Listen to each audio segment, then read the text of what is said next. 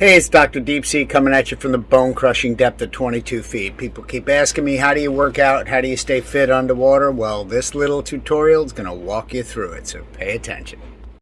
So because I'm about 6'1" and there's about 6 foot of usable space, there's no way for me to reach up and do pull-ups in here.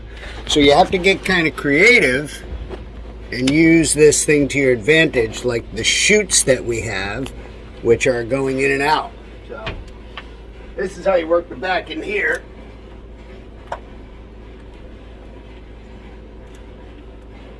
It's not easy, but it certainly is doable. Bringing down weight seems really ridiculous, so what we do instead is we use these bands and we try and affix them to the table and get that pulling.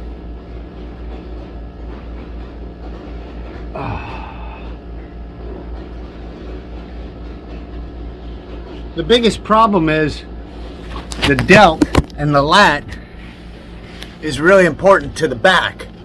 So especially when you have to continually duck. So it's kind of a tough thing to actually have to work.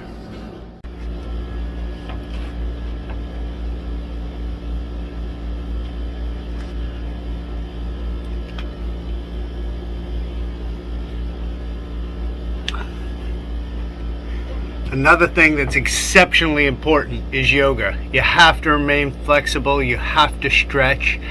Your shoulders get jacked up, so you really need to be able to stretch underneath and pull these things out. It's kind of the problem when you don't have an overhead lift. So, good for you. Another old standby is those good resistance bands that they have, similar type stuff on the International Space Station, because it's impractical to take weights or lead weight underwater. So, bicep curls, you can modify this to do tricep curls. You can use the stretchy bands mounted to the wall, external rotation, internal rotation. You can take care of the shoulders really well. Lots of work can be done. You just have to be ingenuitive, right?